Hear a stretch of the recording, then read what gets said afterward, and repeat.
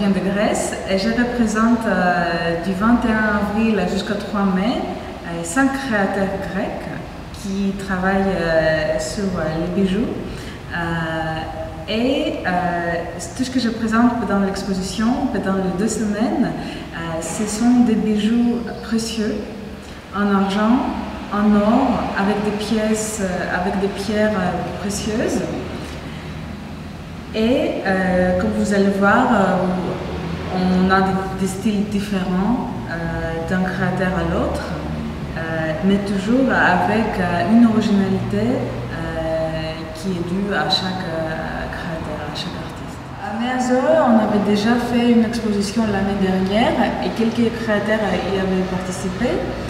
Mais cette fois-ci, on a plus de créateurs, et donc plus de pièces, plus de bijoux originaux.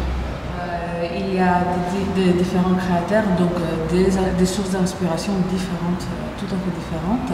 Mais il y a un dénominateur commun pour tous les créateurs grecs, et ça c'est l'inspiration gréco-antique.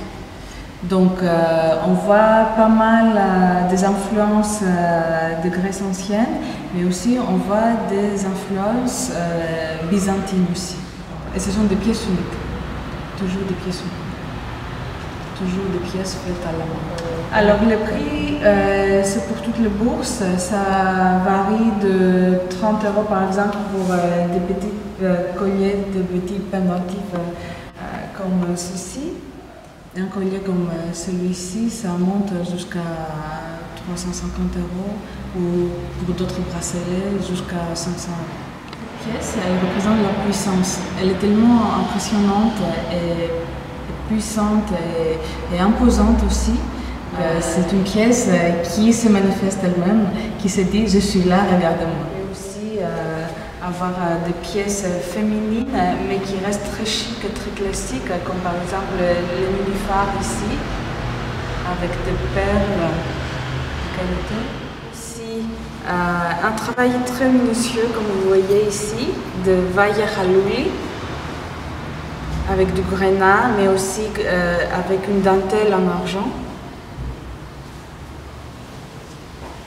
Comme celle-là, très originale, de Tina Coccioni toujours.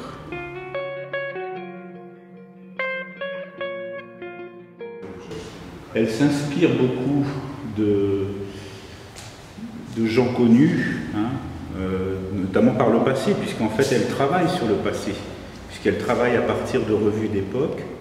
Puisque donc elle est partie d'un réel collage, une pièce unique, qui est grand comme ça, et là on en a fait un tirage numérique. Donc en fait ici c'est pas un collage, c'est une image de son collage, et que l'on a agrandi. Donc maintenant avec les techniques d'impression numérique, on peut faire des très grandes images, très grandes pièces, et donc on l'a agrandi de façon à proposer un tableau qui est donc une reproduction de son collage.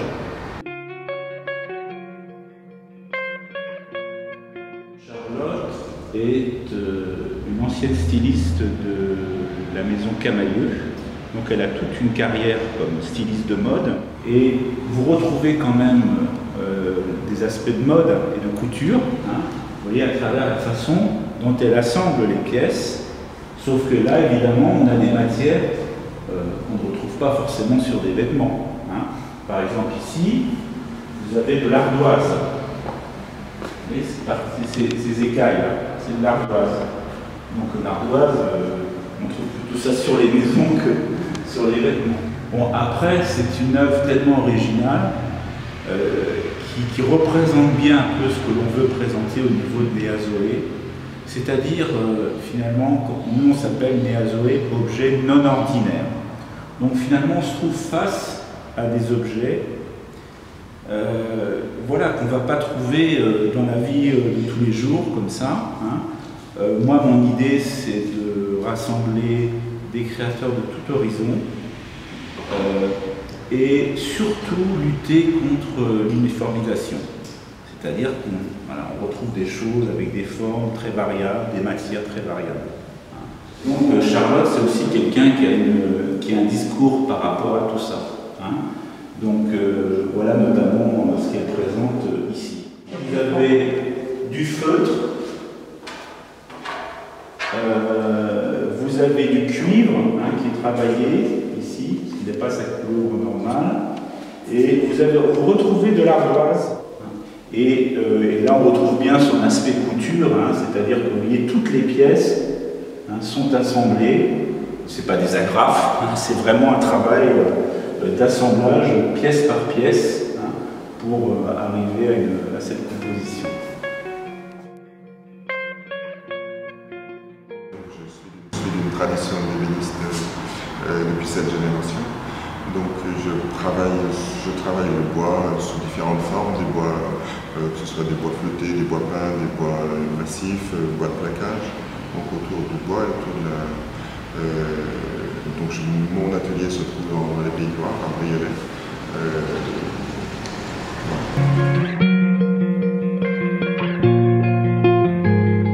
Les différents axes de travail sont autour de l'upcycling, qui correspond à la table qui est derrière vous,